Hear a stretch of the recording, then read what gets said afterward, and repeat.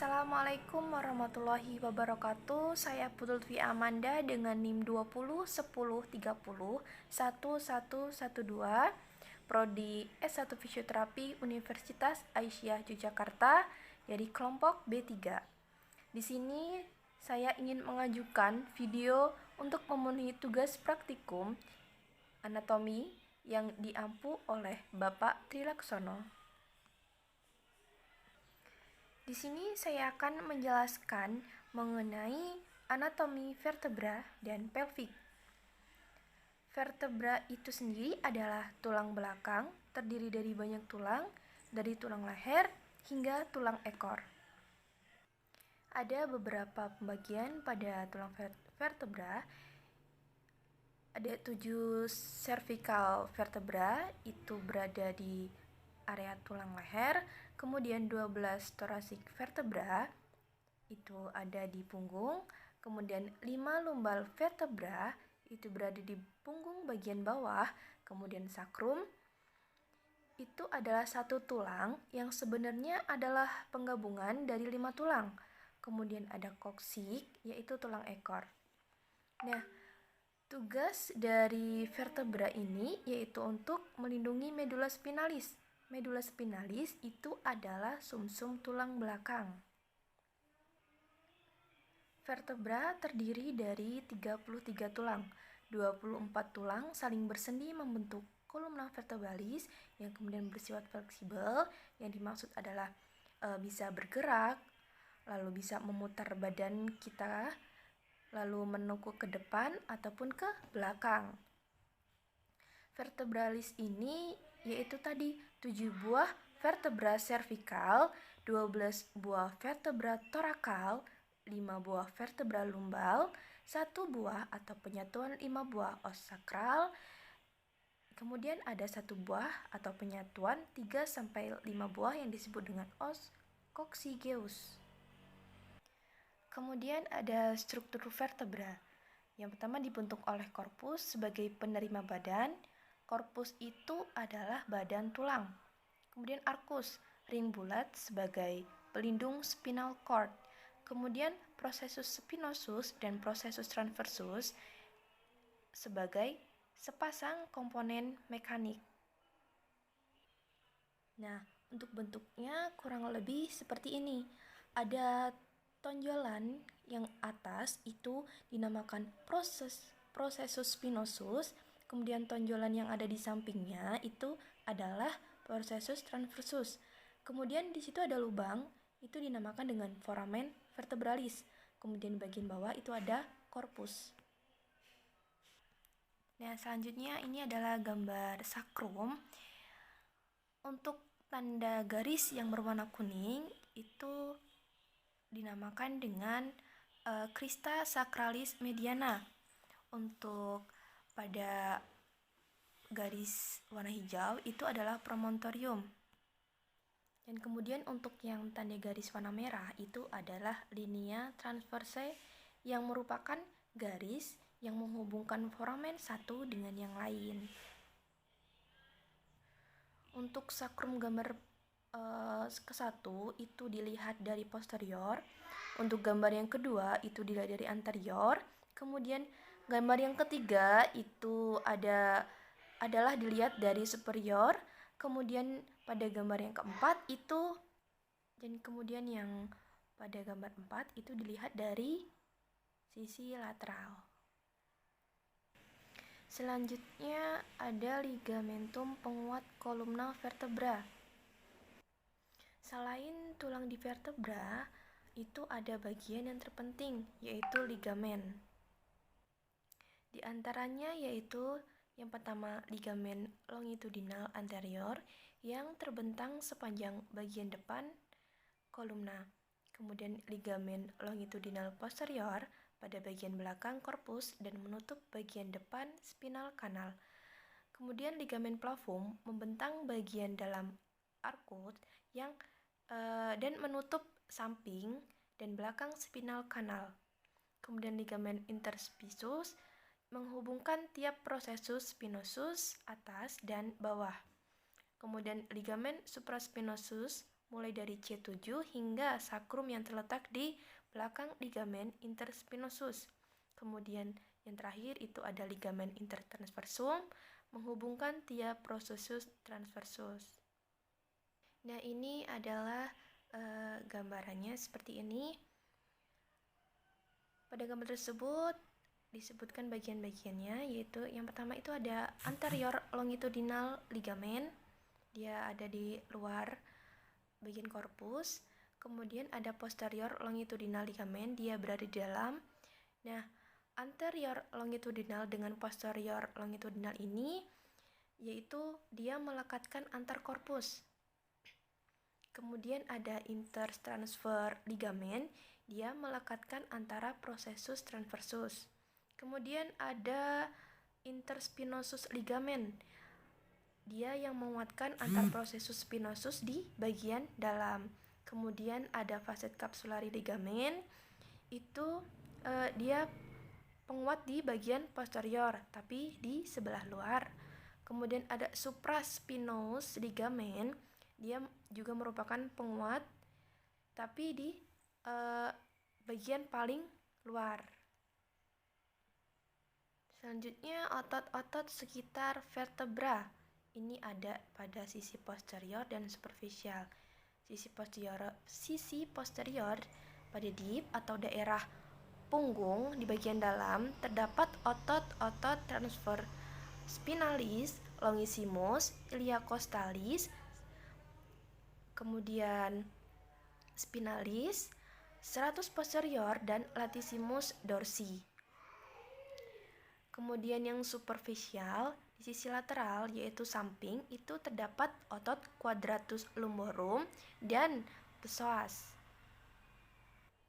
Kemudian otot-otot dinding perut itu ada rectus abdominis, transversus abdominis, obliquus internus, dan obliquus externus. Nah, untuk gambarannya bisa kita lihat pada gambar di samping seperti itu. Nah, rectus abdominis itu merupakan otot paling besar di otot perut. Selanjutnya, bidang gerak. Bidang gerak adalah sebuah bidang imajiner atau bidang imajiner untuk memudahkan kita dalam menganalisis sebuah gerakan. Pada gambar yang di atas, gambar pertama itu ada bidang sagital. Nah, ini merupakan bidang gerak imajiner yang membelah menjadi dua bagian, kanan dan kiri. Kemudian bidang frontal itu sebuah bidang imajiner yang membelah menjadi dua bagian, yaitu depan dan belakang. Kemudian ada bidang transverse, itu dia membelah menjadi dua bagian, yaitu atas dan bawah. Kemudian pada gambar yang bawah itu adalah gerakan yang terjadi di vertebra. Gerakan fleksi itu adalah ke depan, ekstensi itu ke belakang. Kemudian ada gerakan lateral fleksi, yaitu gerakan samping kanan dan kiri. Kemudian ada rotasi, yaitu gerakan memutar.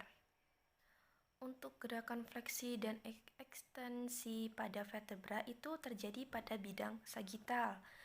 Nah, untuk lateral fleksi itu terjadi pada bidang frontal. Dan kemudian ada gerakan yang tidak beraturan, itu dinamakan dengan sirkumduksi. Nah, berikut ini itu adalah contoh gangguan pada vertebra. Itu ada gangguan skoliosis. Ini merupakan salah satu gangguan pada vertebra. Nah, bisa kita lihat pada gambar ini. Untuk itu maka kita bisa mengecek sendiri apakah kita mengalami gangguan skoliosis atau tidak dengan membungkukkan badan kita ke depan, lalu dilihat apakah bahu kita sejajar atau tidak. Kalau tidak sejajar itu kita mengalami gangguan skoliosis. Nah, maksudnya di sini jika bahu yang sebelah kiri tidak sejajar dengan bahu yang sebelah kanan, maka itu dinamakan kita bisa mengalami yang namanya gangguan skoliosis. Nah, ini gambarannya yang ada di vertebra. Sekali lagi, itu vertebra itu fungsi utamanya adalah melindungi medula spinalis atau sumsum tulang belakang. Nah, kemudian di antara vertebra itu ada vertebra, di antara vertebra satu dengan yang lain itu ada intervertebral disc atau diskus intervertebral. Nah, diskus intervertebral itu adalah bantalan sendi di antara dua korpus vertebra. Ada dua bagian, yaitu nucleus pulposus dan annulus fibrosus. Nucleus pulposus ini adalah berada di dalam, yang bentuknya itu seperti jelly. Kemudian annulus fibrosus itu berada di luar, yang bentuknya itu berlapis-lapis. Kemudian bahan dasar nukleus, cairan kental atau kenyal, terbungkus annulus fibrosus yang tersusun lembaran berlapis yang kuat. Nah, fungsi nukleus sendiri itu memungkinkan gerak luas, yaitu bisa bergerak kemana saja, kemudian sebagai shock absorber. Lalu fungsi annulus itu yang pertama menerima beban nukleus dan stabilitas pasif. Nah, untuk gambarannya kurang lebih seperti ini. Pada saat diskus tersebut pecah karena beban mungkin terlalu berat, maka akan timbul penyakit yang dinamakan dengan hernius nucleus pulposus. Yang dinamakan dengan penyakit hernius nucleus pulposus. Kemudian prolap diskus intervertebralis. Nah, prolap pecahnya diskus intervertebralis itu karena kompresi pada diskus intervertebralis yang dapat mengakibatkan nukleus pulposus mengalir keluar ke berbagai arah.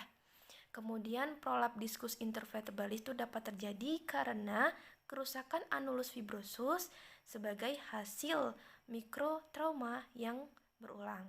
Kemudian mungkin karena mengangkat beban berat dengan posisi fleksi itu mempermudah terjadinya prolap diskus intervertebralis. Nah, inilah gambaran hernia nukleus pulposus seperti ini.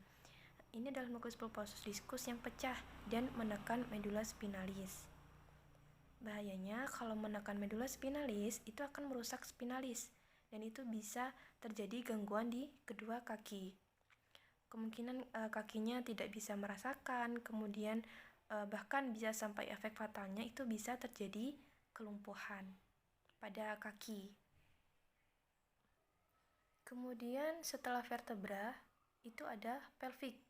Nah, secara anatomi gambarannya seperti ini. Pada kotak pertama warna merah itu ada yang namanya sacroiliaca joint. Itu adalah pertemuan antara sakrum dengan iliak. Kemudian kotak selanjutnya itu yang bisa kita palpasi itu ada crista iliaca, ada di bagian panggul. Kemudian jika kita palpasi ke bawah lagi itu ada sias, spina iliaca anterior superior. Kemudian jika kita raba ke bawah lagi itu ada siai. Itu adalah spina iliaca anterior inferior. Kemudian di dekat kemaluan atau anus itu bisa kita palpasi juga. Itu dinamakan dengan simfisis pubis. Dan demikian yang bisa saya sampaikan, kurang lebihnya saya mohon maaf. Terima kasih. Wassalamualaikum warahmatullahi wabarakatuh.